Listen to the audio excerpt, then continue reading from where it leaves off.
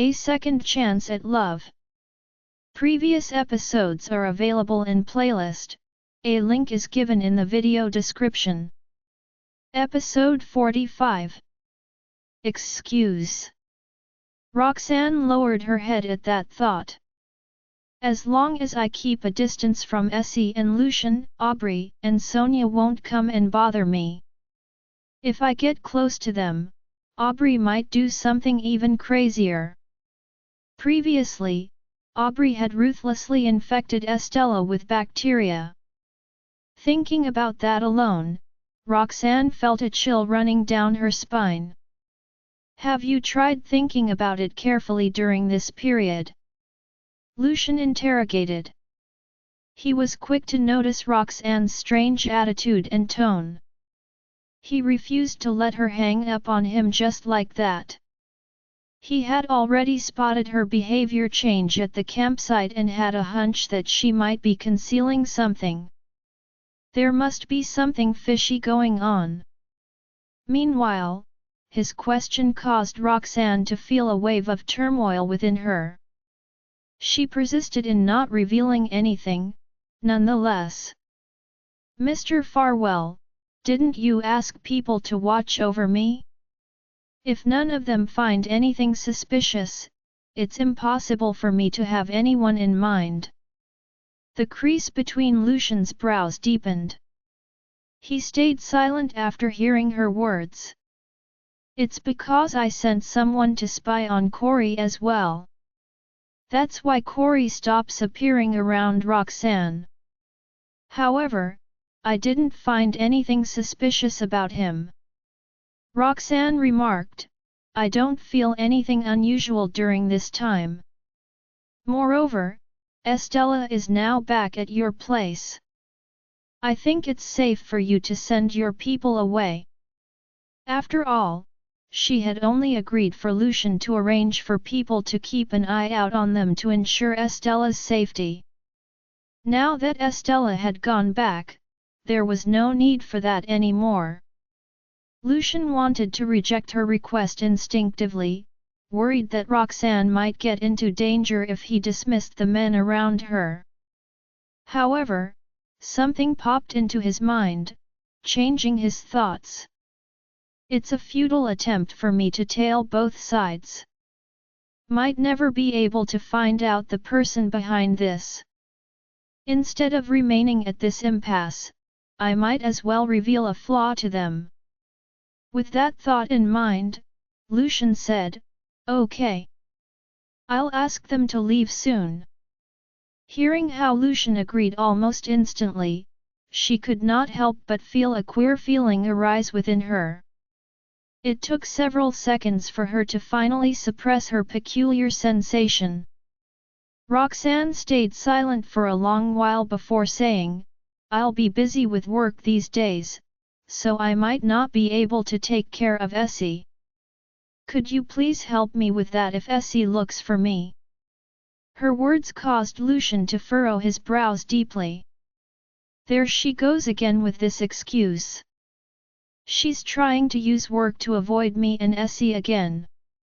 The images of Estella crying pitifully just now occurred to him, and he could feel anger stirring within him. Roxanne did not expect any reply from him. She added, This project is important to me. I hope you understand, Mr. Farwell.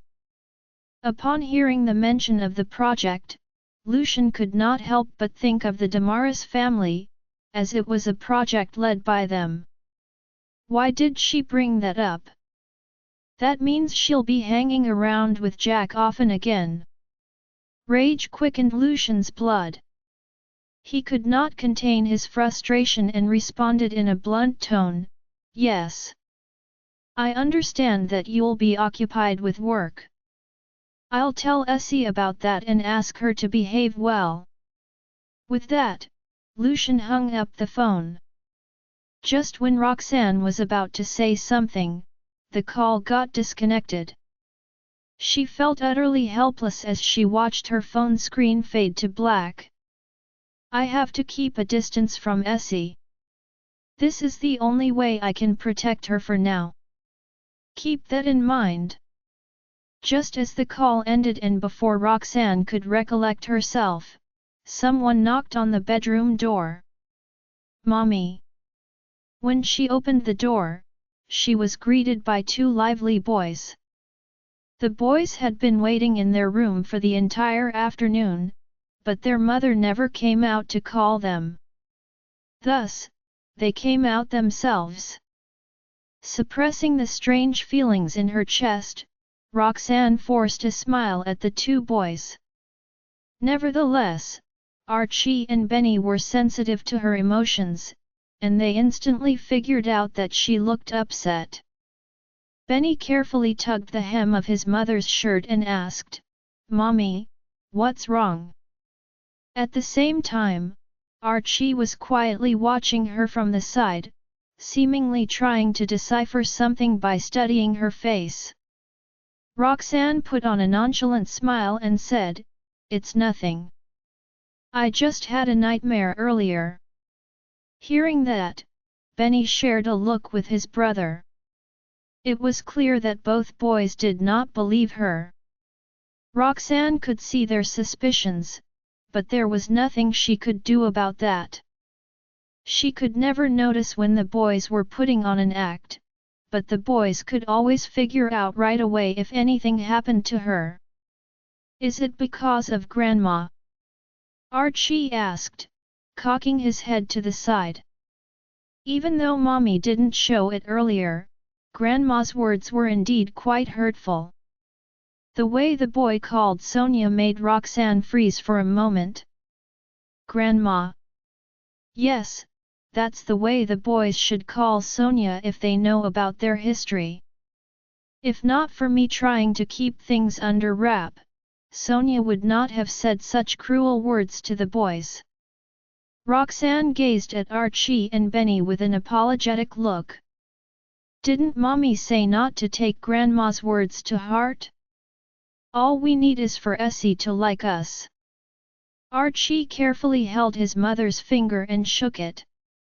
Also, once Mommy gets back together with Daddy, Grandma's impression of us will surely change. I don't think we'll like her as much. Every time the boys called Sonia Grandma, Roxanne's heart skipped a beat. She said, "Remember that you have to call her Mrs. Farwell, not Grandma." The boys looked at their mother in confusion and asked, "Why?" Traces of guilt flashed past Roxanne's eyes as she ruffled the boy's hair. "That's because she's not your real grandma. You can only call your real grandma that." For a brief second, the boys' expressions changed when they heard her, but they soon schooled their faces back to a neutral look. "Okay, we'll keep that in mind. We know our history, but since Mommy wants us to call her that instead, we'll do as she says." Roxanne finally let out a sigh of relief at their agreement. "I'll be busy with work these days, so I might not be able to pick you up. You have to be good kids and listen to Ms. Lane, okay?" Lisa had just returned from her leave, and Roxanne was taking the opportunity to keep a distance from Estella. Hearing that, the boys thought about how their mother corrected the way they called Sonia and realized what was going on. Mommy's going to avoid Daddy and Essie again. And yet she says it's not because of Grandma's words. But if Essie starts crying, Benny could understand why his mother was doing that, but he was still worried about Estella. Roxanne lowered her gaze. "I'll have to ask you to help me coax Essie, then." While she needed to keep a distance from Estella, the boys did not. Estella was worried. The next few days, Roxanne did not send the children or pick them up because of her work. Like the previous time, the boys would come back and hint to her about how upset Estella was to not see her. Although Roxanne's heart ached whenever she heard that, she said nothing about it. One night, as usual, the children waited for their parents to pick them up after school. Estella stared at the two boys. Without even needing her to say anything, the boys knew what she was going to say. Her question would be none other than when their mother was going to come. Estella's continuous stares throughout the past few days could burn a hole in their faces at this rate. However, they could not do anything if their mother did not give them her permission. Not long after, Lisa appeared in the line for parents. Estella looked away in disappointment. Archie and Benny did not leave immediately. They waited until Lucian's car appeared before leaving with Lisa. "Daddy," Estella miserably called out as she watched her father come closer to her. Lucian was slow, and as he walked to her, he swept his gaze around Estella. Seemingly knowing what her father was looking for, Estella mumbled, "Ms. Lane has picked up Archie and Benny." Lucian stopped looking around and stood before the girl, saying nothing else as he took her hand. After greeting Pippa, Lucian brought Estella into the car. Although it was normal for Lucian to hold Estella's hand, there was something strange about it this time. "Daddy, your hand feels hot." Lucian furrowed his brows and silently let go of her before walking behind her instead. Estella did not dwell on that, and she climbed into the car. Lucian started the car engine. "Daddy, let's go to play with Archie and Benny," came Estella's voice a moment later. Lucian only frowned and replied, "Ms. Jarvis is busy lately. Let's wait for her to be done with work first." That was what Roxanne had told him after all. The light in Estella's eyes dimmed at that. "But it's been such a long time since I've seen Ms. Jarvis." Roxanne had not contacted him ever since that call, and the fury in Lucian had yet to die down. Frustration was the only thing he felt when he heard Estella mentioning Roxanne. "We'll see her once she's done with her work," Lucian uttered in a strangely hoarse voice. Estella could sense that something seemed off about her father, but she could not figure out what exactly it was, so she stayed quiet. Upon reaching the Farwell residence, Lucian got out of the car first. Then he turned around to carry Estella down as well. Carrying Estella had always been an easy task for him, but he stumbled this time.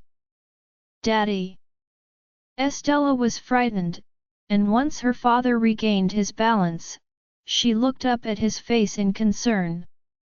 The sight that she saw was Lucian's pale face. Seeing the worry in Estella's eyes, Lucian patted her head gently in consolation.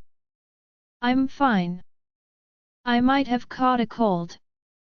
He had been feeling weak the entire day, and the girl had pointed out how hot his palm was earlier. "It must be because I caught a cold, then." Lucian did not think much about it. He had always been as healthy as a horse, this was only a cold. He was sure that he would be fine after a night's rest. However, Estella was worried. She had never seen her father this weak before. "Go on in." Fearing that he would pass the virus to her, Lucian did not hold the girl's hand again. Estella stared at her father's back as worry washed over her. "My turn, Mr. Farwell," Catalina greeted him when she saw him enter. She had prepared dinner. "Dinner is before." She could finish her sentence, Lucian interrupted tiredly, "I won't be eating, I'll be resting upstairs. I'll leave Essie to you." Right as he said that, Estella entered the house. Noticing that Lucian seemed unwell, Catalina said nothing else. After watching Lucian head up the stairs, she led the girl to the dining table. Estella was staring up the stairs with a worried look on her face. Daddy's not feeling well. Catalina patted her head and reassured her, I'll go and take a look at him later. Eat while dinner is hot, Ms. Estella. Estella was still worried and was distracted throughout dinner. After finally finishing her meal, she made to run up the stairs. Catalina hurried after her. The door to Lucian's bedroom was tightly shut. Estella knocked on the door cautiously but received no response. Daddy, she called out. Silence answered her. She glanced at Catalina anxiously. Even Catalina was starting to worry. She had seen how pale Lucian looked. Still, as she thought that he would be able to take care of himself, and since Estella needed taking care of, she did not head upstairs right away. She did not expect the situation to be this serious. Catalina and Estella exchanged a glance before the former hesitantly opened the door. Fortunately, Lucian did not have the habit of locking his door, so they could get into the room with ease. As it turned out, Lucian was lying on his bed, securely under his covers. He was asleep. He seemed fine at the first glance, but the two of them soon noticed the unnatural blush on his face and his furrowed brows. Daddy! Estella ran to the side of his bed to take a better look at her father's condition. Unlike her, Catalina hastily made a call to the family doctor. Just as she ended the call, Lucian woke up from their voices. When he squinted at the side of the bed and noticed the small figure there, he quickly said, Go out, Essie. I'm sick, and I'll spread it to you. Estella shook her head fervently. Lucian's voice was raspy, and Estella knew that he had a bad cold. I want to take care of you, Daddy, the girl protested. Lucian was unfazed by it. Catalina, bring Essie out. Catalina gave him a curt nod and walked over to the side of the bed. Mr. Farwell, I've asked Dr. Elswick to make a trip here. Lucian inclined his head. Please bring Essie out. No. Estella stubbornly ran away from Catalina. I want to take care of Daddy. Not daring to use any force on the girl, Catalina had no choice but to call out, Ms. Estella. With a somber look, Estella uttered, Daddy always takes care of me when I'm sick, so now it's my turn to take care of Daddy. Catalina turned to look at Lucian with a frown. You want to take care of me? Lucian asked, staring at his daughter. Estella bobbed her head vigorously. Then please get me a glass of water from downstairs. Hearing that, Estella spun around without hesitation and went out of the room. It was only then Lucian said to Catalina, Go after Essie and take care of her. When Dr. Elswick is here, get him to come upstairs. Catalina nodded and turned to leave. For none other than Roxanne, right as Estella brought water over, she saw Catalina exiting the room and closing the door behind her.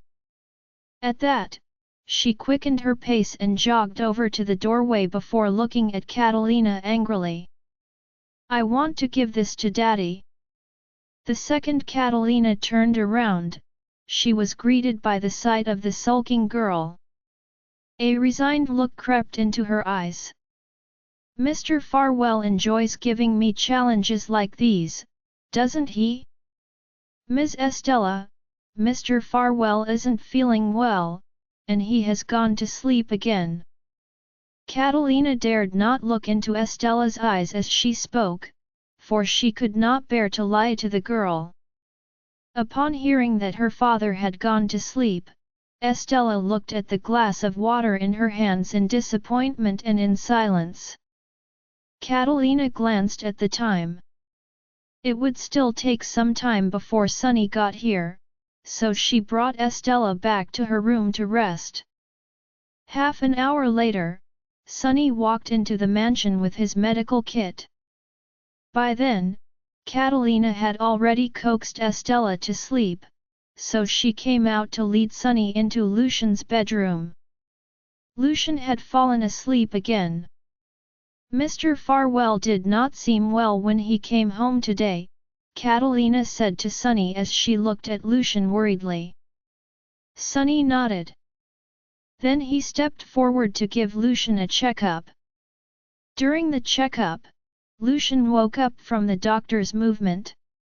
When he realized it was Sunny, he asked in a hoarse voice, "So what is it?" "You're ill because you're overworked," Sunny said. "And something's bothering you, so your flu-like symptoms are extra worse. You'll need to rest well during this time." "Something's bothering me."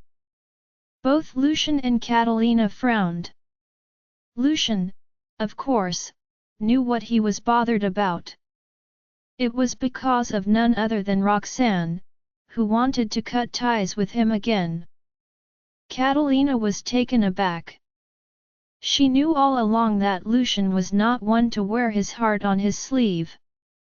Therefore, this was her first time seeing him ill because of the troubles in his mind. She wondered what it was about. Sunny asked if Lucian wanted to get an drip, which Lucian rejected. After prescribing Lucian some medicine, he left. "How is Essie?" Lucian asked. "She made a fuss for a while, but she's asleep now." Indeed, Estella had been kicking up a fuss to see her father, but Catalina had managed to stop her from entering his room. After a while, Estella grew tired and fell asleep. Hearing that, Lucian relaxed and tiredly closed his eyes. Perhaps it was because he was sick. He was exceptionally sleepy. Seconds after closing his eyes, he fell asleep. Catalina tiptoed out of the room. That night, Catalina barely slept a wink. She would check on Lucian every once in a while. She had thought he had only caught a normal cold and would be fine after a night's rest. Yet, even when the next morning came, Lucian was still having a high fever. The moment Estella woke up, she began insisting on seeing her father. Left without a choice, Catalina did as she asked. Lucian was still asleep. The girl looked at him from afar, and tears welled up in her eyes. It was her first time seeing her father as sick as that. "Mr. Farwell has instructed me to send you to school if he's still unwell the next day," Catalina informed Estella as she ruffled her hair. "Once I come back, I'll take good care of Mr. Farwell." Estella was reluctant to leave, but she knew she could not go against her father. Furthermore, her father was still sick. She did not want him to worry about her, so she nodded obediently. Made up their minds, Estella was still down in the dumps when she arrived at the kindergarten. In the past, she would always take the initiative to look for Archie and Benny during recess so they could play together. That day, however, the two boys waited for a long time but did not see her approach them. Hence, they went up to her and said, "Let's play a game, Essie." Her eyes reddened as she shook her head weakly. Seeing that, Archie and Benny exchanged concerned looks. "What's the matter? Did someone bully you?" Estella shook her head again. The image of Lucian looking ill floated in her mind. "He's sick." Suddenly, an idea popped into her head, and her eyes lit up. She glanced at the two boys next to her. Archie and Benny were still looking at her worriedly. When they saw her gazing at them thoughtfully, they were confused. The next moment, they heard Estella say in her adorable voice, "Daddy." She sounded as though she was on the verge of tears. The boys' expressions turned grave, and they gazed at her earnestly. Looking at them miserably, she continued, "Daddy is sick, but he won't let me stay home to look after him." Archie's and Benny's chests tightened when they heard that Lucian was not feeling well. They hurriedly asked, "How is he? Why did he suddenly fall sick?" "I think he has the flu. However, his body feels hot to the touch. I wanted to take care of him, but he said I'd catch it and wouldn't let me in," Estella replied. Archie and Benny glanced at each other, realizing that Lucian was running a fever. And judging by how worried Essie looks, he must have a high fever. Although they were also fraught with worry, they chose to comfort Estella. "Mr. Farwell is an adult, so he knows his condition. Children like us have weaker immune systems. That's why he didn't allow you to go in," Archie said, stroking Estella's hair reassuringly. "If worse comes to worst, we can ask Mommy to go over and take a look at him," Benny chimed in. No sooner had the words left his mouth than he felt a twinge of regret. "I still don't know what Mommy's thinking of doing. If she's insistent about avoiding Daddy and Essie, then what I just said will only end in another disappointment for Essie." As that thought crossed his mind, he bowed his head guiltily. However, Estella's eyes glimmered with hope as soon as she heard him say they could ask Roxanne to check on Lucian. "Really?" Looking up and meeting her expectant gaze, Benny could not bear to break it to her. He could only turn to Archie for help. Sensing Benny's pleading gaze and taking in the eager look on Estella's face, Archie nodded immediately. "Our mommy is an excellent doctor. It's only flu, so it won't take long for him to get better." A faint smile finally spread across Estella's lips. It went without saying that she knew Roxanne was a good doctor who could cure her father in no time. "If Ms. Jarvis does go to treat Daddy, I'll get to see her." Her spirits lifted, and her heart was filled with anticipation. As for Archie and Benny, they were caught in a dilemma. Although they were concerned about Lucian, they did not know whether Roxanne would be willing to treat him after learning he was ill. If she were unwilling, not only would they incur their mother's suspicion again, but they would also have to face Estella's look of disappointment. "We really don't want to let Essie down." Exchanging furtive glances, the two boys silently made up their minds that they would make sure Roxanne went to treat Lucian. Let her be. While that was happening, Sunny had also informed Sonia that Lucian was unwell. Although she had previously gotten into an argument with Lucian, she still decided to personally check in on her son upon learning of his condition. "Mrs. Farwell." When Catalina saw Sonia walking through the door, she could not help thinking about how the mother-son pair had quarreled the last time. She hesitated, wondering whether to let the latter go upstairs or not. Naturally, Sonia paid no mind to her hesitation. "Is Lucian in his room?" Catalina nodded. "He's not feeling well and is resting." How about before she could finish her sentence, Sonia interrupted impatiently, "My son has fallen ill. As his mother, of course I want to see him." With that, she strode upstairs. Not daring to stop her, Catalina could only trail behind awkwardly. Over in the bedroom, Lucian thought it was Catalina coming to check on him again when he heard a knock on the door.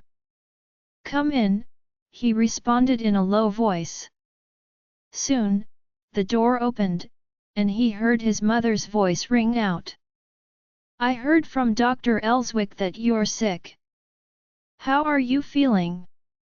Lucian's brows drew together sharply as he turned toward the direction of the voice. By then, Sonia had already walked over to his bed, pulled up a chair, and sat down with a frown. "Dr. Elswick says it's because you're overworked. He also said something is bothering you. Is it because of Roxanne? What makes her worth your worry?" Back then, that woman left without a word. She was gone for 6 years. "Did she ever consider your feelings?" Sonia said, looking utterly mystified. Lucian could not be bothered to argue with her and merely replied, "You're overthinking. I'm a little tired. I want to take a nap." After saying that, he ignored her and closed his eyes. It was evident to Sonia that he was trying to avoid the topic, and anger rose within her. "It's not that I don't care about your health. It's just that the cause of your illness is completely unacceptable to me." He opened his eyes again and glanced at her. "If you care that much about me, let me rest." Sonia still felt like venting, but she suppressed the urge to do so when she saw how ill he looked. She glared at him for a few seconds, then stood up expressionlessly. "I'll get Aubrey to come and look after you. You'd better not send her away." With that, she spun on her heel and left. Catalina felt a sense of helplessness at the tension hanging in the air between the duo. Nonetheless, when she saw Sonia go downstairs, she still had to hurry after her respectfully and send her off. After watching Sonia leave, she turned around and went back upstairs. She thought of saying that since Lucian was not feeling well and Sonia had purposely come to visit him, the pair could take the opportunity to reconcile. However, she swallowed her unspoken words when she remembered that Sonia wanted to tear Lucian and Roxanne apart. By the time she returned to the bedroom, Lucian was already sitting up, leaning against the headboard and working. Catalina's heart sank. "Mr. Farwell, you should rest for a while." He lifted his gaze and glanced at her. "That's not necessary. I've already slept for a long time and have had enough sleep." Knowing that she would not be able to change his mind, Catalina fell silent. After a while, she thought of something and said hesitantly, "Mrs. Farwell mentioned that she'd get Ms. Pearson to come by. When she comes, should I let her in or ask her to leave?" Lucian knew what the woman was thinking. He frowned and was silent for several seconds. Then he answered, "Let her be. Clearly, my mother is annoyed by my attitude. If I don't put up with what she wants for a bit, I'm afraid she'll go and stir up trouble for Roxanne." After getting a clear answer, Catalina breathed a sigh of relief and left the room. "Look after you." Sonia was a woman of her word. That afternoon, Aubrey appeared at the Farwell residence door. Catalina gazed at Aubrey on the video intercom screen. Recalling Lucian's instructions, she let her in. Aubrey had a thermal container in her hand, and she headed for the stairs as soon as she walked in. "Miss Pearson," Catalina called out, wanting to tell her that Lucian was working and not to go up and disturb him. To her surprise, Aubrey acted as though she was invisible and went straight upstairs. As the older woman watched Aubrey waltz off, her thoughts inadvertently turned to Roxanne. It's just as I thought. In comparison, Ms. Jarvis is still a much nicer person. She sighed, then quickly hurried after Aubrey. Aubrey walked up to the door to Lucian's bedroom.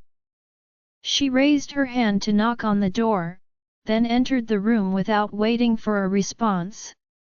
Lucian, she broke off abruptly when she saw him sitting on the bed and working. Why are you up? Mrs. Farwell told me you were resting. Lucian was in the middle of going through his emails. When he heard what she said, he looked up impatiently and glanced at her. Even if I was resting, does it mean you can barge in like this? His retort left her speechless. After a while, she finally explained guiltily, I was just worried about you after hearing Mrs. Farwell say that you're feeling under the weather. After saying that, she composed herself and approached him with a concerned expression. Then she opened the thermal container. I made this broth earlier this afternoon after learning that you were ill. Hurry up and try it. As she spoke, she made to serve him some broth. However, he did not even spare her a glance as he replied, No, thanks.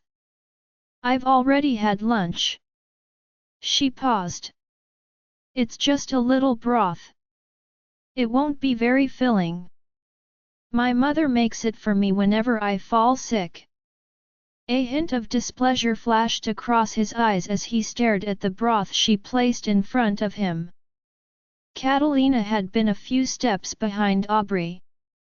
As soon as she walked into the room and took in the scene, she cleared her throat helplessly. Miss Pearson, Mr. Farwell is running a fever. It's best if he doesn't have anything too oily. I'm just telling the truth. Apart from that, it's also because I can see Mr. Farwell doesn't want to pay her any attention. If things go on as it is, I'm afraid the atmosphere will become very strained. Upon hearing that, Aubrey froze. Lucian gazed up at her impassively, then reached out and brushed her hands away. I appreciate the thought, but there's no need to do anything unnecessary. Aubrey looked upset. It's my fault for not taking that into consideration. How about I help to make dinner? I'll make you some risotto. Catalina will take care of it. You don't need to trouble yourself, he replied flatly. At those words, Aubrey pretended to frown helplessly.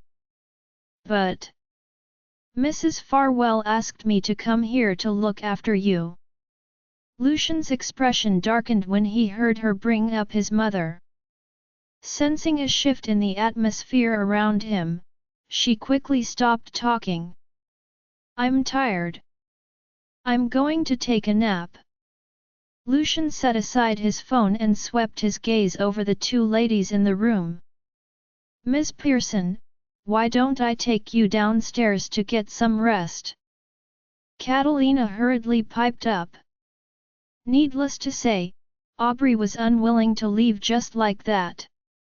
However, Lucian was already lying on the bed with his back toward them, evidently having no intention of conversing with them any further. Seeing that, Aubrey had no choice but to follow Catalina out of the room. Once outside the room, Catalina stepped aside respectfully to allow Aubrey to walk ahead. As Aubrey brushed past her, Catalina clearly sensed her shoot her a displeased look. Just wait patiently. The two ladies went downstairs, one after another. Catalina placed Aubrey's thermal container on the table. She was about to say something when she heard the latter's cold voice ring out behind her. Since Lucian can't eat that, you can finish it for him.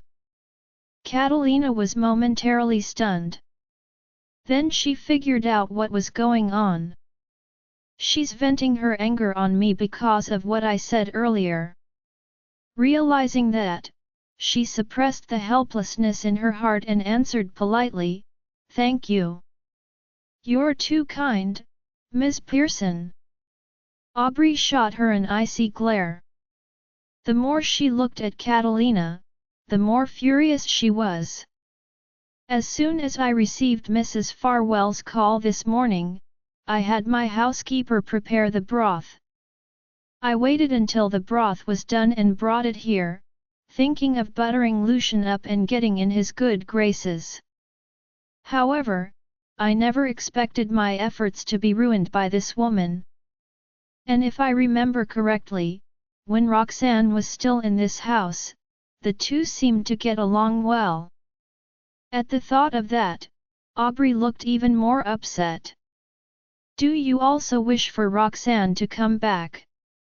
The question came out of the blue and stunned Catalina for a few seconds. Finally, she replied, "That's Mr. Farwell's personal matter. As a subordinate, it's not my place to comment on it." Aubrey snorted coldly. "It's good that you know that. In the future, you'd better stay far away when I'm talking to Lucian." Catalina gave a bitter smile as she nodded, missing the time when Roxanne had been around even more. Since Lucian was ignoring Aubrey, Catalina thought the latter would leave. The last thing she expected was for Aubrey to stay the entire afternoon. Neither of the two women uttered a word to the other. It was not until school was over for Estella that Catalina felt a sense of relief. "Ms. Pearson, I'm going to pick up Ms. Estella from school. Would you?" She was about to ask Aubrey if the latter would like to join her. However, Aubrey cut her off mid-sentence and said, "You don't have to go.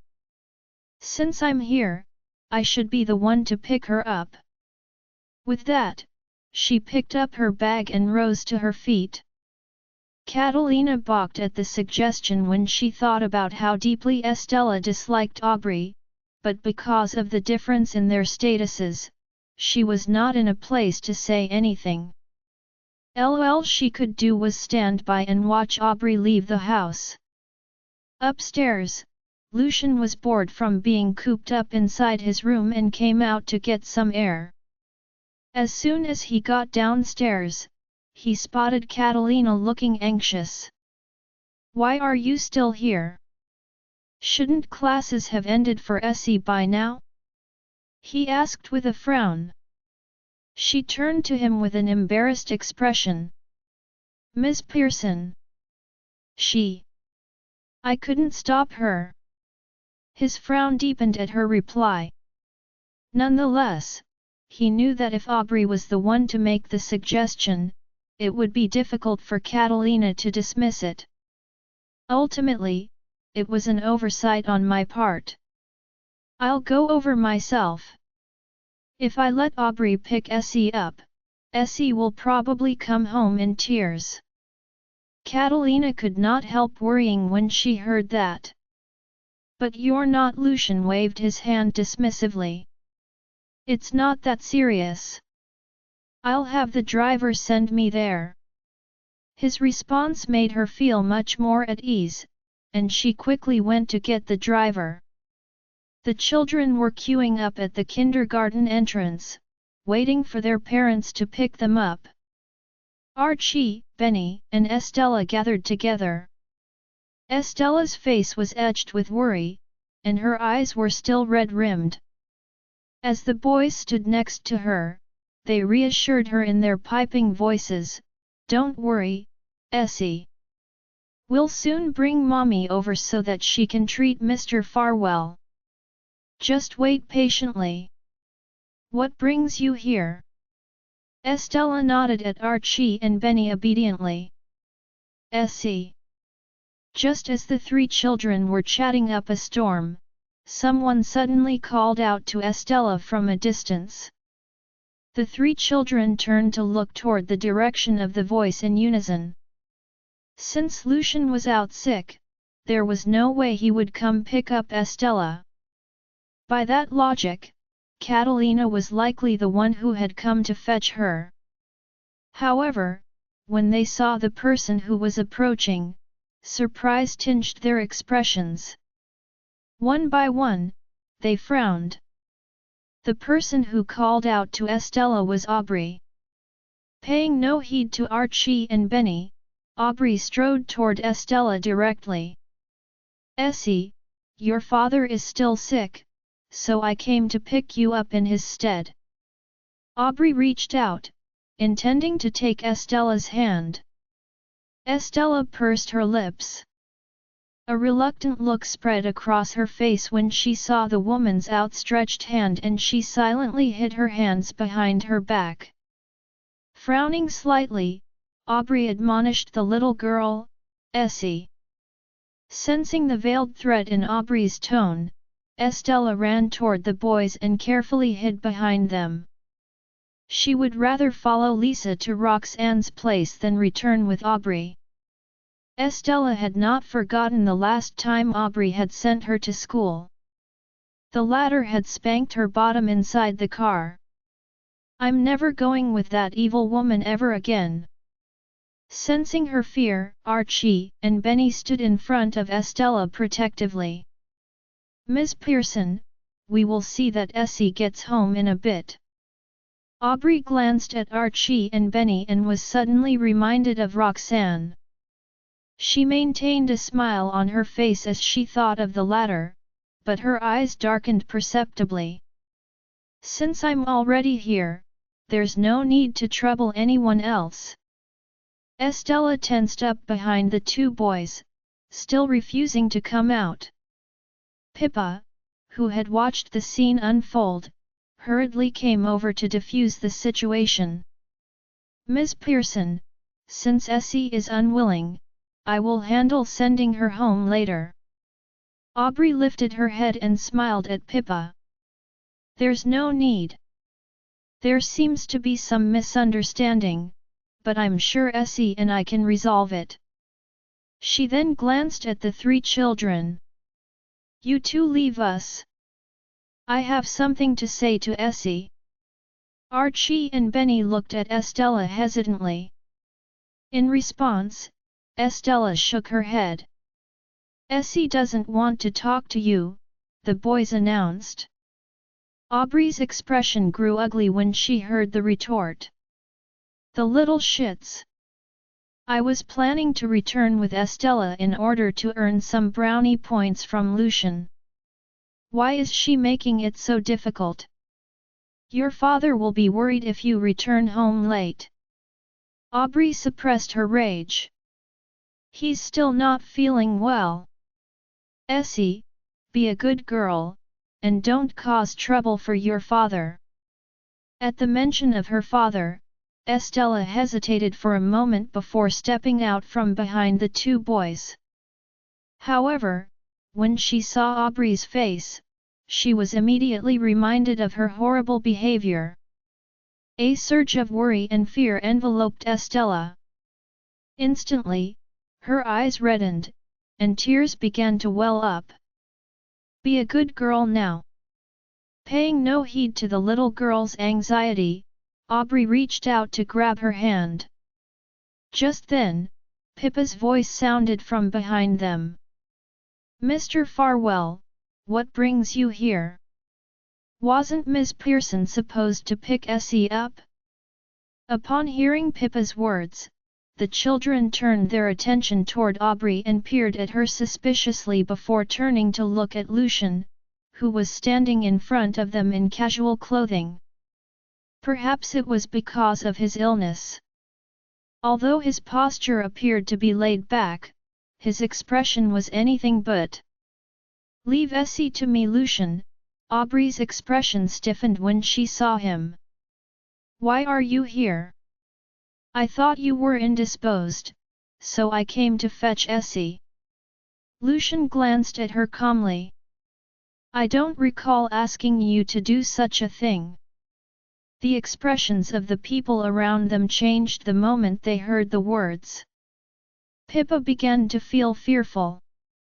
Although she knew about Aubrey and Lucian's relationship and that Aubrey would not dare to do anything drastic to the little girl, Estella was not an ordinary little girl. If Pippa were to allow Estella to be taken away unknowingly, she would likely face repercussions.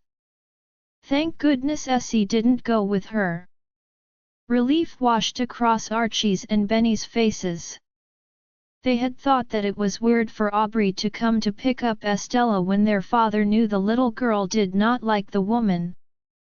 It was the evil woman's ploy all along. Humph! Good thing we stopped her. Come here, Essie. Lucian held out a hand toward the girl. Still shaken, Estella sniffed aggrievedly and took her father's hand. Lucian turned to look at Archie and Benny.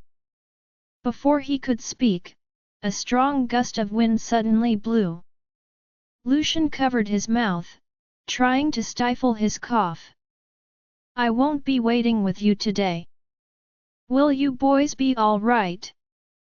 Under normal circumstances, Lucian would have waited with Archie and Benny until Lisa arrived.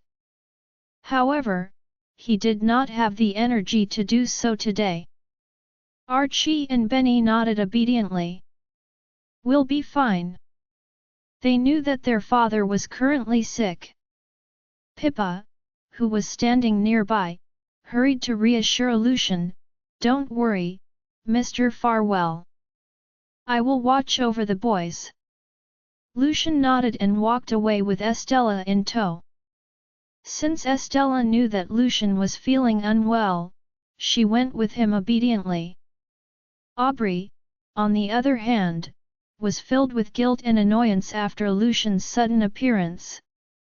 Lucian had made her look bad in front of so many people. Despite that, she stubbornly went after them. After Lucian helped Estella into the car started. From the corner of his eye, he could see Aubrey following them in her own vehicle. Displeasure flashed across Lucian's eyes. "Are you okay, Daddy?" Estella stared at Lucian, concern in her red-rimmed eyes. Lucian patted her on the head. "I'm feeling much better." He wrinkled his brow and said apologetically, "I didn't tell Ms. Pearson to pick you up." Estella grinned. "Yup, I know." Lucian patted the little girl's head and did not speak for the rest of the journey. Without waiting for Lucian to carry her, Estella scrambled out of the car the moment they arrived at the Farwell residence and grabbed his hand. Just as they were about to enter the mansion, the sound of a car door slamming shut sounded from behind them. Puzzled, Estella turned to see Aubrey getting out of her car and marching toward them. "Daddy!" Estella instinctively shrank toward her father. Lucian gripped her hand comfortingly. "You can just ignore her." Uneasy, Estella stood by his side silently. Aubrey approached them, smiling warmly as she glanced at Estella. It made the girl edge closer to her father. "Lucian, you must be exhausted. Leave Essie to me." His in her 991. Severely ill. Lucian's rejection was cold and indifferent. "Mind your own business." After uttering that, he took Estella's hand and went inside. Aubrey's expression darkened as she stared after their retreating figures. However, she quickly adjusted her expression and chased after them. Catalina had already prepared dinner, and when she saw Lucian entering with Estella, she heaved a sigh of relief. "Dinner is ready, Mr. Farwell, Ms. Estella. Come eat." Just as she finished speaking, she noticed Aubrey coming in the doors. Catalina's expression stiffened slightly, but she forced herself to maintain a cordial smile. Aubrey ignored her and made a beeline straight for Lucian and Estella. Lucian, too, ignored her. The only reason he did not outright drive Aubrey away was that he did not want to aggravate his mother, who would, in turn, trouble Roxanne. However, if they expected anything more from him, then they would be sorely disappointed. Meanwhile, Lisa brought Archie and Benny home. Roxanne was already waiting for them when they arrived. As they were eating dinner, Archie and Benny exchanged glances, attempting to broach the subject of Estella. "Mommy, how much longer will you be busy?" Roxanne paused, lifting her head to smile at the kids. "I don't know. It will probably take a while." "What's the matter?" Benny asked in a childish voice. "Can Essie come over to play with us?" Roxanne's expression turned conflicted. Avoiding his eyes, she muttered, "Perhaps some other time. I can't take care of you all at the moment." The two children were visibly disappointed after hearing her words. "Essie's been feeling down because she hasn't seen you in so long." Benny frowned. "Archie and I tried to cheer her up, but she refused to lighten up." Archie added, "She was even close to tears today." Roxanne furrowed her brows and asked worriedly, "What happened?" Archie glanced at Benny as he replied hesitantly, "Essie told us that Mr. Farwell is sick." Roxanne's hand, which had been in the midst of serving more food, hung motionless in the air. "Lucian is sick? Mr. Farwell came down with a cold and has a high fever. Essie is very worried about him, but he refuses to let her near him because he doesn't want to infect her." Archie added pitifully, "Essie must be incredibly distressed. Benny and I were so worried when you got sick, Mommy." Roxanne's resolve began to waver after she heard the boy's words. "I know that Archie and Benny were worried sick when I fell ill. After all, I am all they have, so they must have felt so helpless. In other words, Essie must feel the same. I wonder how sick Lucian is." Seeing their mother's apprehension, Archie and Benny purposely exaggerated. "He didn't look too good when he came to pick up Essie earlier.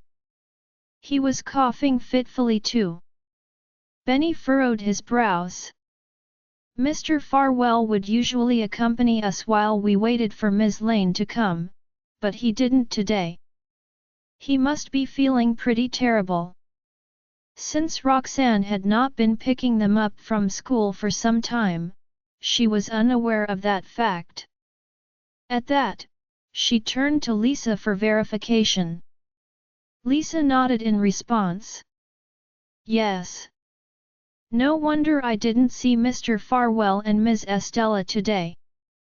Still, Roxanne was slightly doubtful. "He drove himself?" Archie and Benny shook their heads. "We saw Mr. Farwell and Essie get into the back seat. That meant the driver was the one who drove them." "We are going to." A crease appeared between Roxanne's eyebrows. Prior to this, Lucian would usually drive himself when he went to pick up Estella. Since he actually let the driver chauffeur them. At that thought, Roxanne felt as if something was not right. Is Catalina not around? Why would he personally go pick her up if he was unwell? Roxanne looked at Archie and Benny in confusion. Her question caused Archie and Benny to think of Aubrey. Perhaps Mommy would visit Daddy if she knew that the evil woman was loitering around him. On second thought, if Mommy went to visit, maybe that woman would even leave, and Essie won't have to fear her anymore. With this in mind, Archie began to explain the situation. The evil woman was going to bring Essie home, but Essie refused to go with her. Mr. Farwell arrived before things escalated. Archie's tone was quite cheerful as he said, "Mr. Farwell knows that Essie doesn't like her." Naturally, Roxanne was aware of the evil woman's identity, but she couldn't be bothered to correct their term of address at the moment. "I can't believe Aubrey had the audacity to go to the kindergarten. This means that she must be aware of Lucian falling sick. In fact, she may have come from the Farwell residence."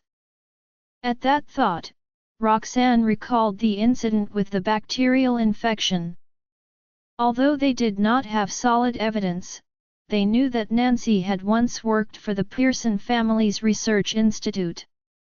That fact alone was enough to pin the suspicion on Aubrey. If Aubrey dared to lay a hand on Estella, not once, but twice, what was stopping her from harming Lucian? A chill ran down Roxanne's spine at the thought. "I've known Lucian for so many years, but I've never seen him fall sick, ever. It must not be an ordinary illness." "Mommy, are you listening to us?" Archie and Benny anxiously inquired when they saw that Roxanne was deep in thought. Roxanne snapped back to her senses and forced a smile. "It sounds quite serious. Has he gone to the hospital for a checkup?" "I think he was seen by the family doctor, but it wasn't enough to reassure Essie," Archie replied. Roxanne, too, did not feel reassured. It would be too easy to misdiagnose the bacterial infection with a simple checkup. Archie's and Benny's eyes glittered when they saw how worried Roxanne looked. Benny urged, "Mommy, why don't you check up on Mr. Farwell? I'm sure Essie would feel better if you went over." Archie hurried to add, "Yet. Essie says that you're the best doctor in the world." In addition to her own speculation, Roxanne was convinced by the two children's coaxing. Finally, she agreed to it. "I will pay him a visit after dinner," she said. Truth be told, Archie and Benny had not expected their mother to agree to it so easily. It took them several seconds to recover from their shock. "We want to go too." Roxanne frowned. "No, you boys should stay home. It would be bad if he passes the cold to the both of you." Archie and Benny insisted, "We only want to visit Essie. We promise not to go inside." They were worried about their father and wanted to see how he was doing too. Roxanne assumed that the kids truly wanted to play with Estella. Hence, she did not give the matter further thought. As soon as they finished dinner, the kids urged her to depart quickly. Grim expression. At the Farwell residence, Aubrey was having dinner with Lucian and Estella. While they were eating, Aubrey tried her best to engage in a conversation with the two, but she received no response. This angered her. Indeed, Lucian did not kick her out this time. However, he was acting as though she did not exist, as he had never looked at her once. They finally finished dinner. Aubrey stood up first and turned to Catalina. She kindly said, "Catalina, let me help you clean up." Catalina was surprised and wondered why Aubrey had a sudden change in attitude. Before she could say anything, Aubrey had started cleaning the table. Since Lucian would not accept her affection, she could only swallow her pride and try to impress him by doing little things. "Daddy." Estella carefully tugged on her father's sleeve. Lucian looked down at her. "I want to see the flowers." She glanced at Aubrey as she spoke. She did not want to stay with Aubrey. If Aubrey were to stay at their place, then Estella would rather go out to play. Lucian knew what Estella was thinking. He gently patted her head and said, "I'll accompany you." Upon hearing that, Estella hurriedly shook her head. "I can go by myself. I'll just be in the garden." "Daddy, you shouldn't go outside since you're sick."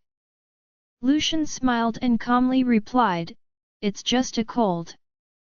I can still see the flowers with you." After saying that, he stood up and held out a hand to Estella. Estella's eyes lit up. Although she said she wanted to see the flowers because she was trying to hide from Aubrey, she did not expect Lucian to want to follow along. "This is my first time seeing the flowers with Daddy." A huge smile tugged at Estella's lips as the thought crossed her mind. On the other hand, an icy glint flashed across Aubrey's eyes as she watched the two leave. She put the plates in her hands back on the table. "Miss Pearson." Catalina was confused upon seeing Aubrey put the plates down. Seconds later, she returned to her senses. This person is simply acting in front of Mr. Farwell. Whatever help she wants to provide is just an excuse to butter up to him. Since Mr. Farwell and Ms. Estella left, she's too lazy to keep up her act. When Catalina realized that, she did not say a word and continued to clean up. Estella squatted at the stairs in the garden and looked at the flowers around her feet earnestly. "Daddy!" She suddenly noticed something and excitedly tugged on the hem of Lucian's pants. Lucian could hear the excitement in Estella's voice as his gaze followed where she was pointing. A ring of white flowers surrounded a cluster of pale yellow flowers. "Ms. Jarvis previously made a flower wreath for me that has the same small yellow lowers as those in it." Estella's tone was full of surprise.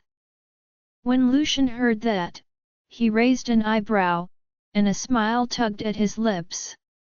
Just then, Aubrey came out of the mansion with a thick coat in her hands. "Wear this. Otherwise, your flu will get worse tomorrow." As she said that, she reached out to place the coat around Lucian's shoulders. Lucian turned around. The smile on his face remained, though his tone was cold as he said, "Thanks." After saying that, he took the coat from her before she could touch him. Aubrey's hands were frozen in mid-air, and her expression turned grim.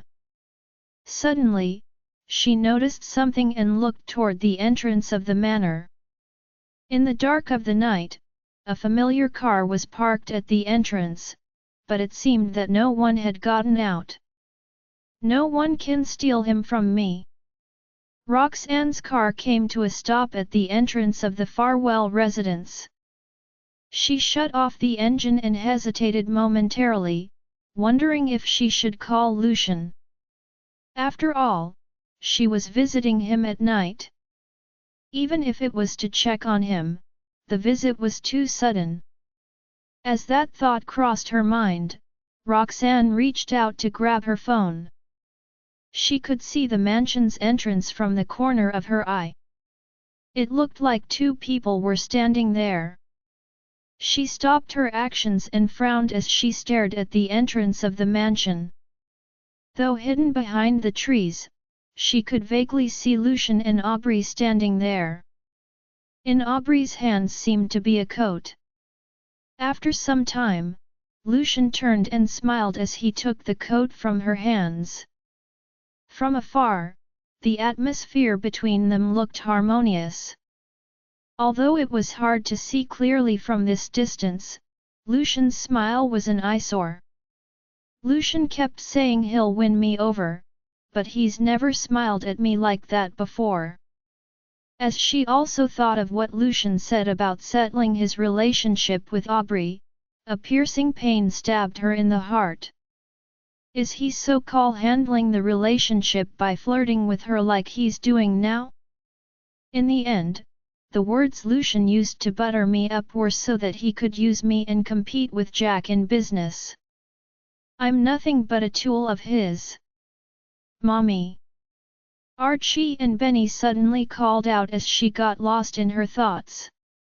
They were in a rush to get out of the car to meet Lucian, but Roxanne had kept the doors locked. Roxanne snapped back to her senses and tried to suppress the change in her emotions as she asked, "What is it?" Benny was puzzled. "Aren't we going to check on Mr. Farwell? Let's go down." Upon hearing that, Roxanne looked down, and her hand reaching for her phone returned to its position at the steering wheel. "I suddenly remembered that I still have work to finish, so there's no time to visit him today." After saying that, she started the engine. Archie and Benny exchanged glances, their eyes filled with confusion. "But, Mommy had already promised us, so it meant that she didn't have any more work. Why is there work that she needs to finish all of a sudden?" Archie and Benny thought of their mother's actions and followed her gaze to look at the manor. However, they could not see anything due to their short stature. Roxanne had already started the car and turned, driving toward the road she had come from. Archie and Benny wanted to say something, but they noticed that Roxanne was in a bad mood, so they stayed quiet. Meanwhile, at the Farwell residence, Aubrey stared at the car slowly driving off, and a smug smile appeared on her lips. So what if Roxanne came? "Lucian is mine. No one can steal him from me." Aubrey was satisfied as she watched the car drive further into the dark before her gaze switched to Lucian, and she said, "Lucian, it's getting late. The two of you should rest. I need to get going too." Lucian nodded, not sparing a glance toward her. Aubrey did not get angry either as she made her way toward the entrance of the manor. Although her efforts for the day were wasted, she had to admit that Roxanne's action just now made her feel much better. She could accept everything, including Lucian ignoring her. "I believe that after today, that will understand her place and stay away from Lucian." At the entrance of the mansion, Lucian frowned as he watched Aubrey leave. He thought he might be seeing things as she had left in a seemingly good mood. "What did she do this time without me knowing?" Full of worry. When they arrived back home, Archie and Benny wanted to cheer Roxanne up, but she did not give them a chance to do so as she headed straight for the study. When they saw Roxanne's retreating figure, they felt disappointed and worried. They kept thinking that something must have happened at Lucian's house that they did not know about. Roxanne closed the door to the study. She had a conflicted look as she sat at the desk. The truth was, she did not have any work. That was just an excuse she came up with at the very last minute. She thought of how she felt when she saw Lucian and Aubrey together and felt a strange feeling tug at her heart. "What's wrong with me? I knew that Lucian was using me as his tool to compete in business. His previous pursuit was all talk. But why does my heart feel heavy when I see him with another woman?" Roxanne had no idea how to face this version of herself. Suddenly, the ringing of a phone tore her away from her thoughts. She snapped back to her senses and looked down at the phone screen. It was a call from Jack. "I wonder why he's calling me at such a late hour." "Mr. Damaris, what's the matter?" On the other end of the call, Jack's voice was gentle as he said, "Did I interrupt your rest?" Roxanne bit her lip. "No. I just came home." Upon hearing that, Jack finally felt relieved and switched the topic. I heard from Dr. Galloway that the medicinal herbs from Herbscape Group were also burned in the fire at the Research Institute. Roxanne was taken aback. She did not expect Colby to tell Jack about it. Jack continued without waiting for her to answer, I found another way to get more. I'll send them to you tomorrow. Roxanne frowned and instinctively refused. Since they were burned at our research institute, we'll find a way to get more ourselves. After all, this batch of medicinal herbs was to be used for a project. Jack had found a way to get the previous batch, but they were burned at the research institute. Logically, they should be the ones to think of a way to get more medicinal herbs this time. However, Jack did not mind as he said, as long as the project can proceed successfully, it's nothing but a batch of medicinal herbs. You don't need to take it to heart.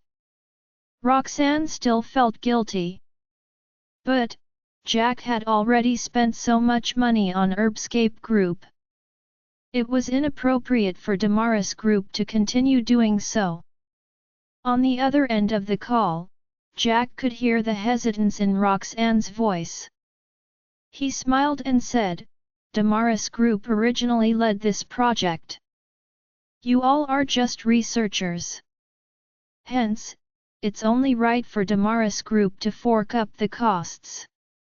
If you still feel guilty about it, how about you treat me to lunch?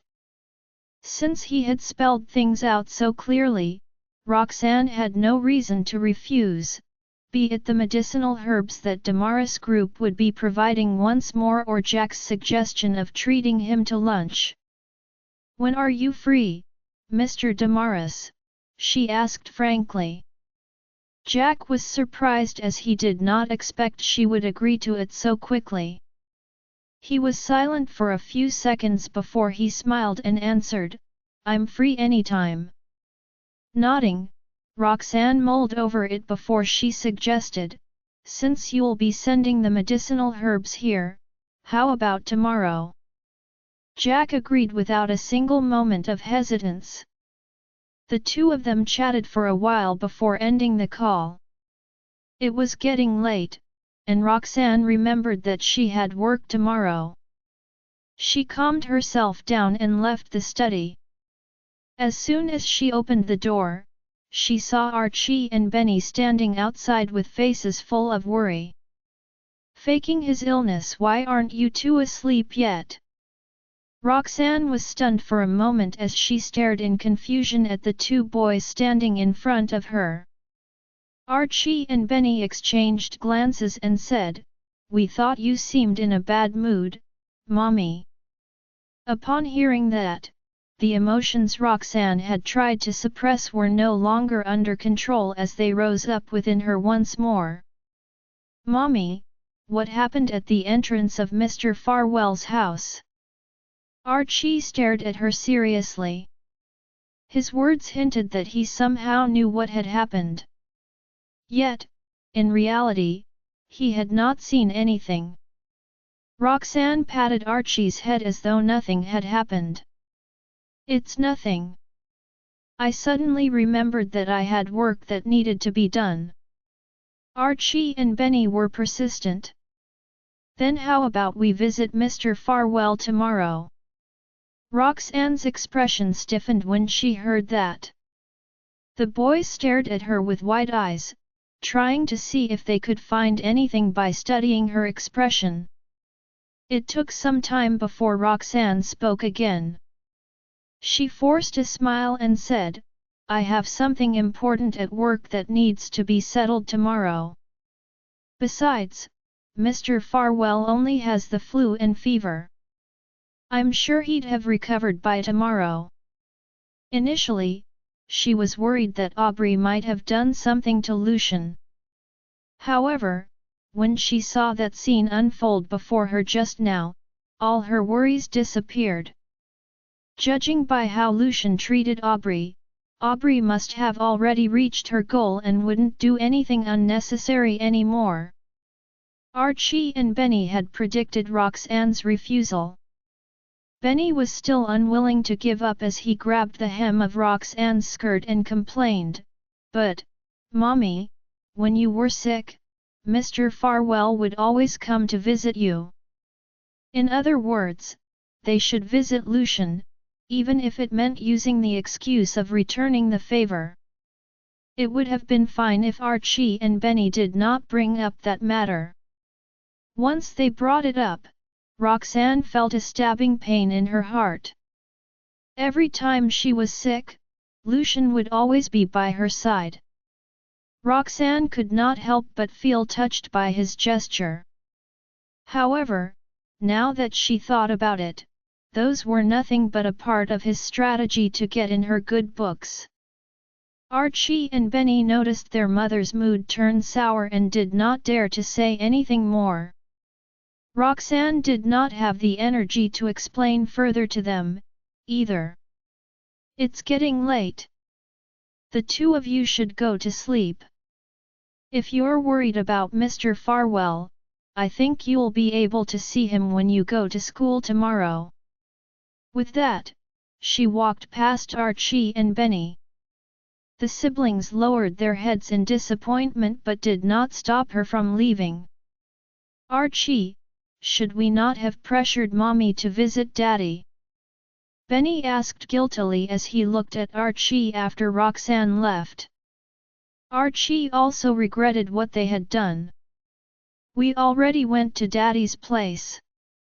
Let's come up with an idea to make Mommy feel better." Benny frowned. "But Mommy seems to be angrier than before. Could it be that Daddy is faking his illness? Maybe Daddy isn't truly sick and is just trying to trick us. Mommy found out about it, which is why she's so angry." However, Archie shook his head. "Daddy is really sick. Essie wouldn't lie to us." As for what had happened, the two of them were not sure. Archie and Benny could not come up with an answer no matter how much they thought about it, so they had no choice but to return to their room. At the same time, Roxanne was lying on the bed, trying to fall asleep. However, her mind was filled with memories of her and Lucian. Win her over after staying up the entire night, Roxanne got up super early the next morning. She wanted to leave as soon as possible for the research institute because Jack was scheduled to deliver the medicinal herbs on time. Hence, she did not want to keep him waiting. With that thought in mind, Roxanne tried to stay awake.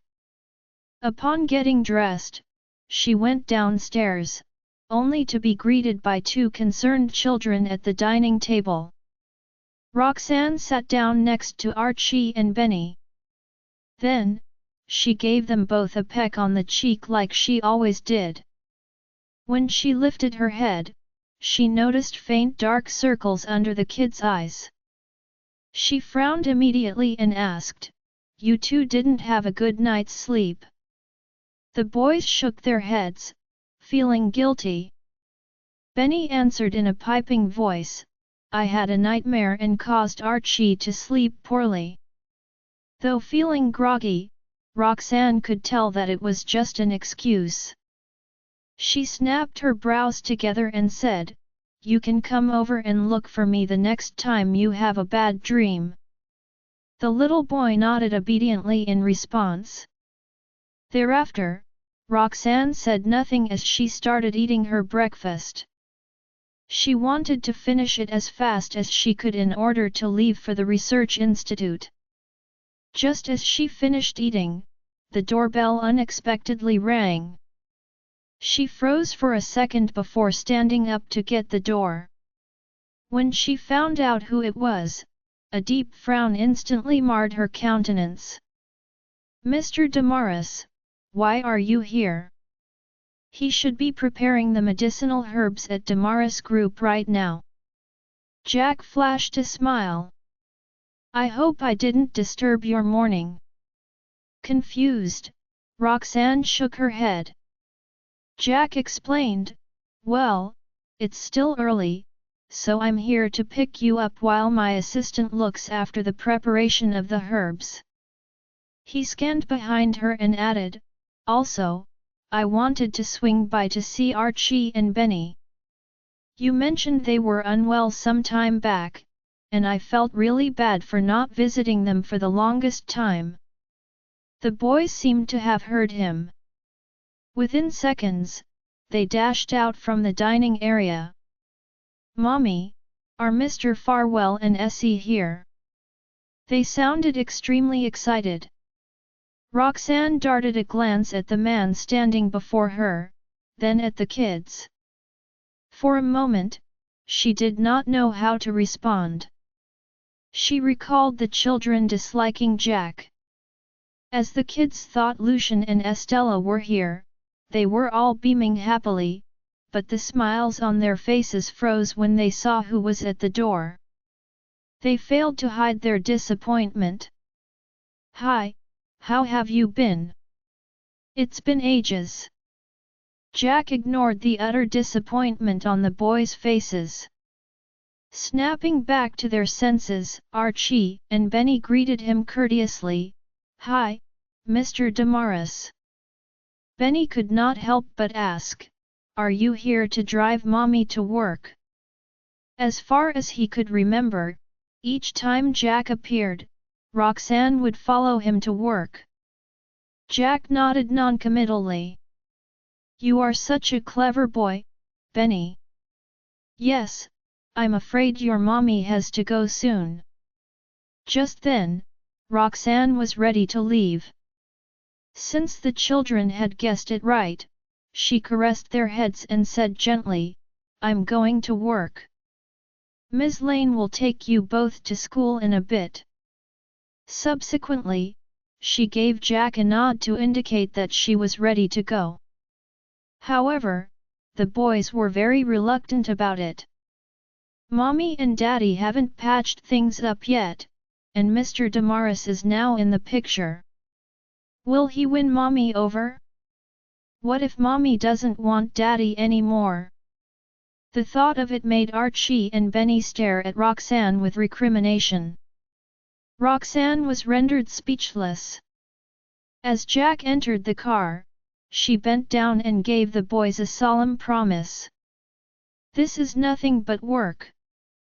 Rest assured that I'll seek your agreement first should I have any plans to find you a daddy." At that, the boys had no choice but to let her go. "Do not pressure yourself." After receiving her blessings from her children, Roxanne headed toward the garage. Although Jack came all the way to pick her up, she had no intention of being his passenger. More importantly, she did not want to upset her sons or create any misunderstanding. Jack watched her drive the car out from the garage without saying a word. Smiling, he ignited the engine and led the way. With that, the two of them set off to the research institute one after another. By the time they arrived, the staff from Damaris Group were offloading the medicinal herbs at the main entrance. Colby was there to welcome them. When the latter saw the two come in separate cars, his expression darkened. "Thanks for your hard work, Dr. Galloway," uttered Jack. He was the first one to get out of his car before striding toward the entrance. Colby recomposed himself and asked nonchalantly, "Mr. Damaris, Dr. Jarvis, you guys?" Roxanne's house was in the opposite direction than heading to the research institute from the Damaris residence. Seeing them both arrive from the same direction made Colby suspect that Jack had gone to visit Roxanne in the morning again. If that's really the case, they are getting a tad bit too close. "Oh, I detoured to Ms. Jarvis' residence. Initially, I intended to drive her here, but..." Jack arched his brow and dropped the topic. Yet, Colby was able to figure out that Roxanne had declined the former's good intentions. When he came to that realization, Colby felt much better. Roxanne quickly got out of her car and jogged toward the entrance of the institute. "Sorry, I'm late." She flashed a smile at Colby, looking apologetic. The latter was not too fazed by the matter. "There's nothing much to do besides supervising the delivery of the medicinal herbs. Moreover, these are from the Damaris group. I can definitely handle this alone." As he spoke, he took a casual glance at Jack, who responded with a gentlemanly nod. The delivery was almost completed by the time Roxanne got there. It did not take long for the truckload of medicinal herbs to be transferred to the storage area. Learning from her past experience, Roxanne improved the remaining storage rooms at the Research Institute by adding fireproof materials to them. Even so, she could not stop worrying about it.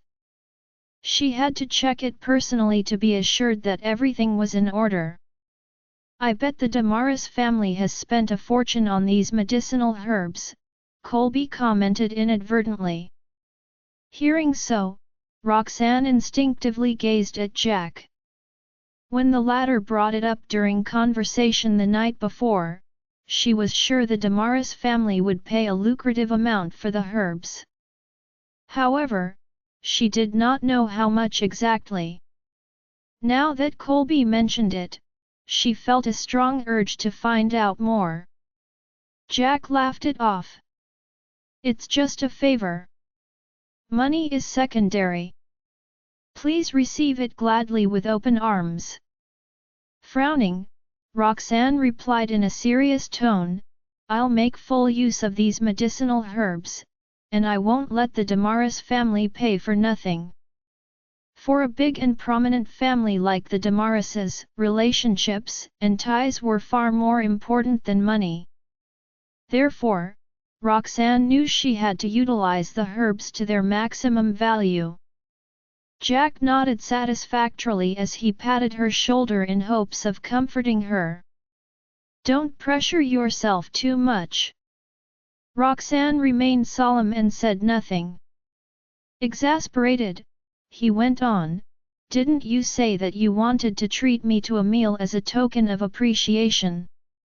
The mastermind. There was a slight change of expression on Colby's face when he heard that. Instantly, his eyes were fixated on Roxanne. "She wants to treat Jack to a meal? Since when? How come I know nothing about it? Did they contact each other privately?" Intrigued, he blurted, "Really? When was that?" Roxanne replied, "I made that suggestion when Mr. Damaris and I were talking about the medicinal herbs last night." Turning to Jack, she added, "Mr. Damaris has helped our institute fix a huge mess. This meal is nothing significant compared to the favor received." In other words, she made it clear that the meal was not meant to pay Jack back for his generosity. Jack did not seem bothered by her words. He glanced at Colby and teased Roxanne, "How then does Ms. Jarvis plan to return me the favor?" Jack's gaze, coupled with his question, made Colby's heart sink.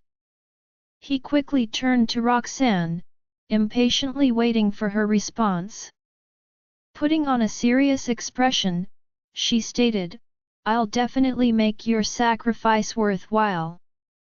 Jack raised an eyebrow and gestured for her to continue. "I'll use them to achieve our desired research outcome," Roxanne promised. Upon hearing that, Colby heaved a silent sigh of relief. Jack smiled placidly. "I believe in you, Ms. Jarvis." Subsequently, the trio checked the herbs scent. When it was nearly noon, Roxanne suggested going for lunch, to which Jack agreed happily. "Do join us, Dr. Galloway." She turned to Colby. Taken aback, the latter subconsciously looked at Jack, who gave an indifferent response. Let's go together. You've worked hard throughout this project, Dr. Galloway. With that, Colby nodded. They did not go far but simply settled in a nearby restaurant. After taking their seats, the gentleman let Roxanne do the honors.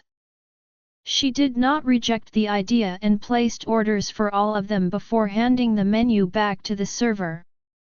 By the way, how's the fire investigation coming along? Jack brought up the matter like a bolt from the blue. No one noticed Colby's body stiffen briefly as soon as Jack popped the question.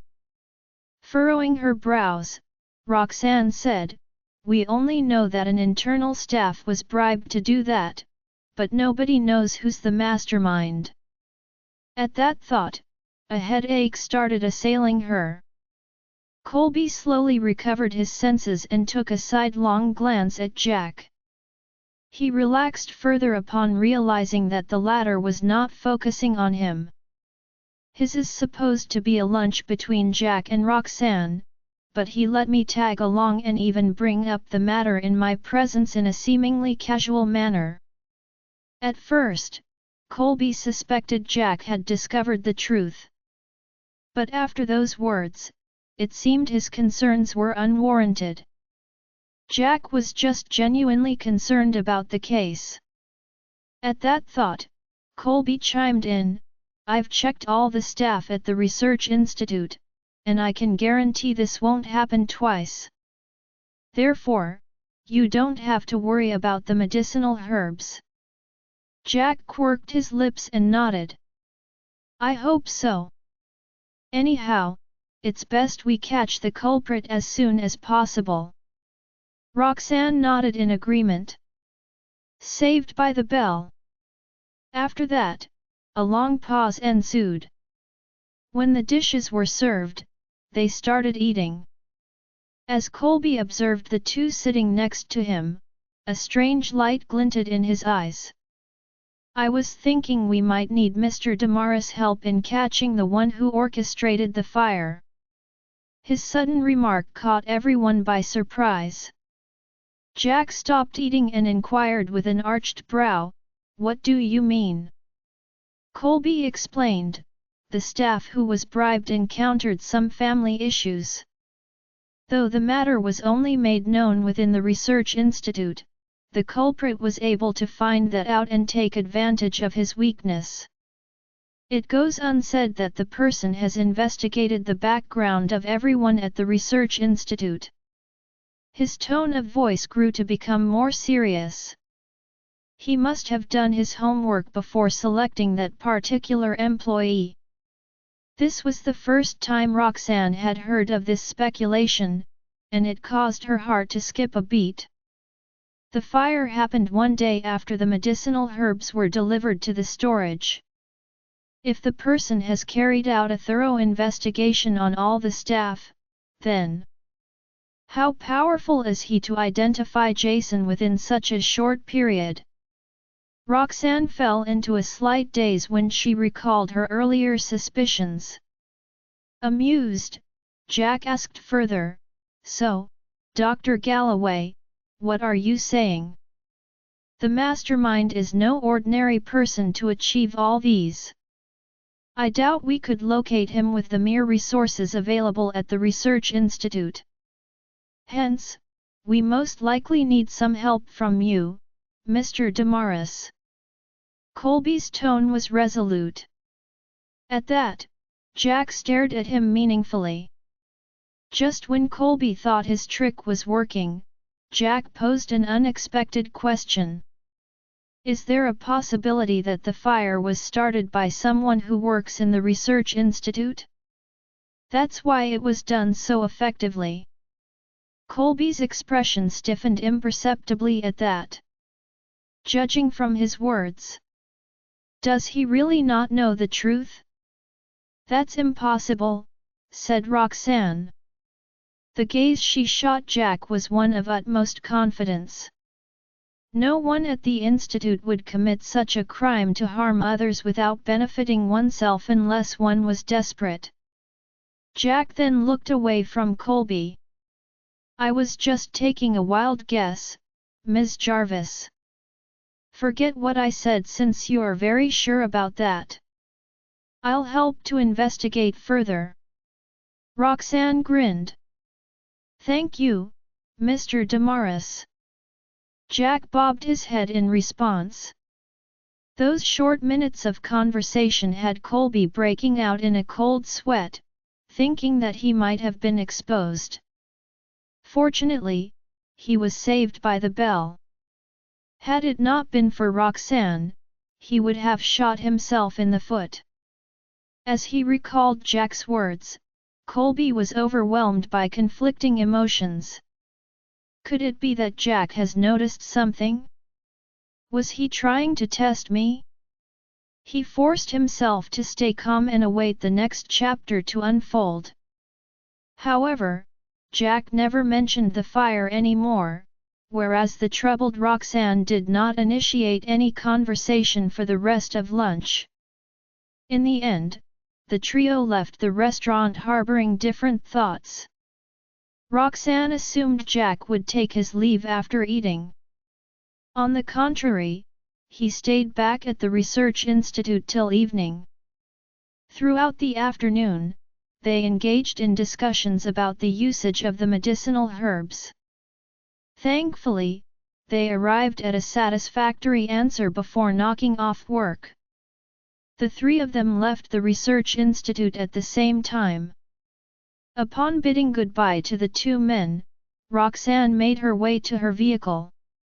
As she tried to start the car, she realized the engine would not turn on. See him as a friend, what's wrong? Jack and Colby were both gentlemen. They wanted to wait for Roxanne to leave before leaving. However, Roxanne's car was still parked at the same spot even after they had waited for some time. Thus, they went up to check on her. Roxanne felt a little helpless. The car's broken. Maybe some parts weren't fully repaired from the accident last time. Hearing that, Jack and Colby exchanged glances, and Jack offered, "Let me help you to check." With that, he got into the vehicle to check on it. He had always been interested in cars, so he thought something like that was happening because Roxanne did not understand them enough. Just as he was about to get to work, he heard Roxanne say, "This car was knocked by another car some time ago. Maybe the mechanics missed a few parts. I'll get it repaired another day." At that, Jack stopped whatever he was about to do. Since she already knows what the problem is, then it's definitely not a man-made problem. Then, "Let me send you home," Jack offered. However, Roxanne hesitated for a moment. "Oh, there's no need to bother, Mr. Damaris. My house is in the opposite direction of yours." Raising his brow, Jack glanced at Colby, who was standing outside the car. "Or do you prefer to have Dr. Galloway send you home?" Roxanne instinctively glanced in the same direction. When Colby noticed their gazes were fixed on him, he could not help but frown in confusion. Roxanne hurriedly retracted her gaze and explained, "I don't mean that." Before she could even finish, Jack flashed a half-smile and interrupted, "Don't worry. That's not what I meant, either. I'm just doing my duties as a business partner." Since he had spelled things out so clearly, Roxanne could not refuse the offer. "In that case, I'll have to trouble you, then." Jack shrugged indifferently. "It's my pleasure."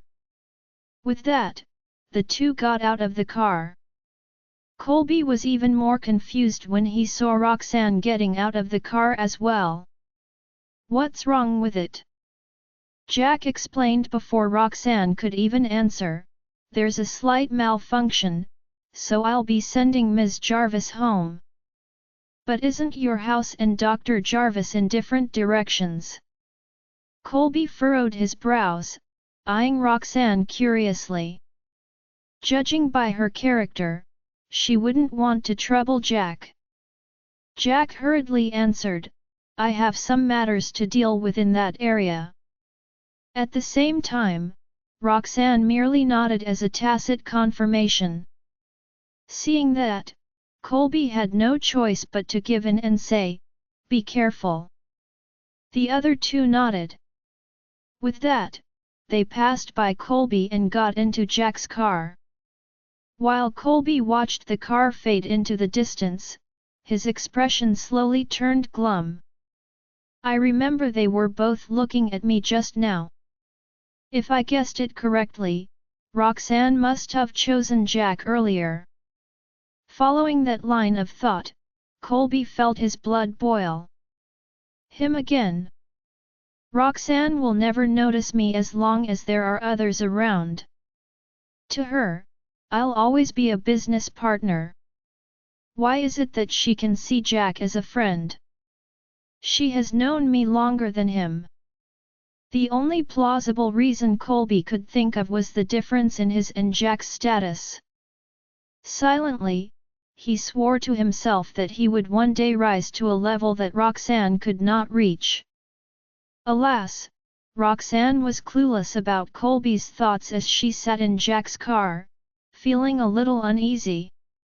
She originally wanted to take the back seat, but she figured it would be impolite. Therefore, she decided to take the front passenger seat. Though the car had been driving on the road for some time, Jack seemed to have no intentions of talking, which made her feel slightly awkward. A gaze full with respect. After what seemed forever, Jack's voice finally rang out. "Why didn't you choose to go with Dr. Galloway?" Truth was, he was taken aback by Roxanne's reaction earlier.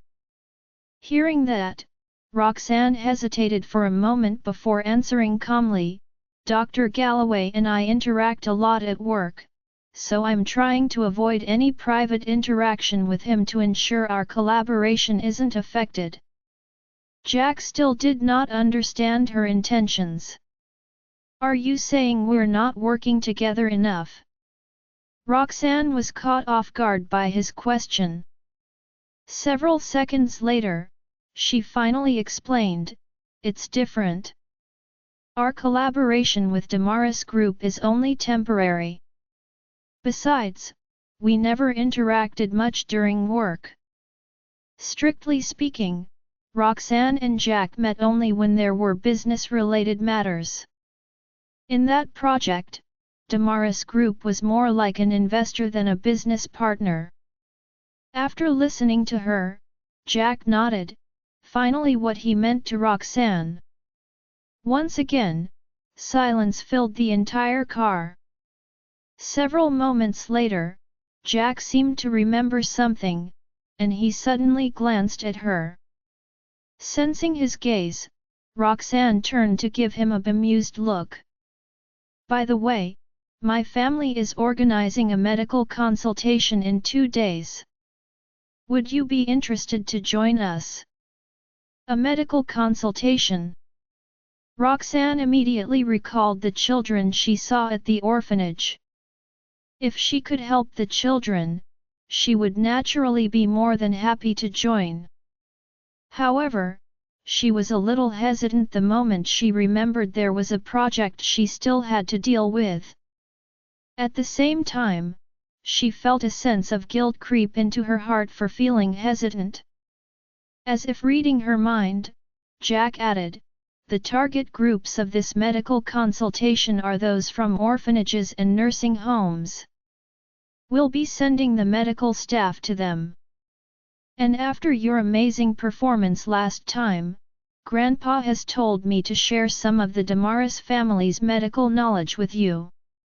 With that, he shot her a meaningful look, saying, I believe this was your original purpose for joining the medical consultation, right? In terms of traditional medicine, no one was more knowledgeable than the Damaris family. Jack's words was right on point. Now that her thoughts were shifted in his favor, she met his gaze and admitted, "You're right, so please let me know the time and location once it's decided." Jack knew she would never reject the invitation. Hence, he merely nodded with a smile when he heard that. As for the remainder of the journey, the two spent the time discussing the medical consultation. Jack casually pointed out Roxanne's weaknesses and gave her some advice. At the same time, Roxanne listened to every word intently. Her eyes were sparkling and filled with respect even when the car had come to a stop. Before that, she had always thought they were each more proficient in certain medical knowledge and that they were on the same level. It was not until that day that she realized the heir of the Damaris family was more incredible than her. This man has mastered all of the Damaris family's medical knowledge. "We're here," Jack reminded amusedly when he saw her in a daze. Only then did Roxanne snap back to her senses. She flashed him a grateful smile and said, "Thank you for your guidance, Mr. Damaris." Jack returned the smile. "I'm just speaking based on the Damaris family's medical knowledge. Your mentor is Professor Lambert. Naturally, you've taken different paths from our family. We're the same in terms of medical attainments. It's just that my family's medical knowledge can make up for your shortcomings." Looking as serious as ever, Roxanne said, "Still, I have to thank you. Mention Daddy more often." Jack accepted her words of gratitude. With that, Roxanne bid him goodbye and prepared to step out of the car. To her surprise, she bumped into Lisa and the boys as soon as she opened the car door. "Mommy!" Archie and Benny had just returned from their kindergarten, so they were excited to see Roxanne. In the meantime, they also noticed Roxanne did not drive home with her car. "If I remember it correctly, this is the one Mr. Damaris drove this morning." Just as the boys were guessing who the owner of the car was, Jack's head popped out from behind Roxanne, and he smiled at them.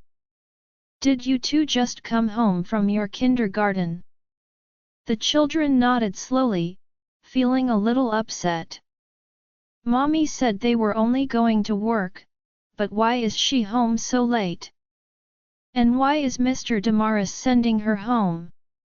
No matter how hard they looked, there seemed to be some intimacy between the adults. Immediately, the imaginary alarm in the children's minds went off. "No way! We must help Daddy look after Mommy before they make up with each other." Meanwhile, Roxanne knew what was on their minds the moment she saw their expressions. She could not help but feel exasperated. Regardless, she turned around and said, "I'll take them home first. Please let me know when you've reached home, Mr. Damaris." Jack gave a brief answer and drove off. Once the car was out of sight, Roxanne spun around to explain, "My car wasn't repaired completely, so I couldn't start it. That's why Mr. Damaris sent me home today." She was sure the kids' imaginations would be running wild if she did not clear things up right there and then. Obviously unsatisfied with her explanation, the kids asked, "Were you two working together the entire day?" Roxanne nodded. "Mr. Galloway was there, too." Of course, the kids knew who Colby was. They felt that he was also one of Lucian's love rivals, too. Hearing that, the boys grew more worried. Roxanne felt a wave of exasperation wash over her when she took in the boy's expressions. She believed she had clarified things enough, including her relationship with Jack. Yet, the children looked more suspicious than before. "We saw Mr. Farwell today." Benny suddenly changed the topic.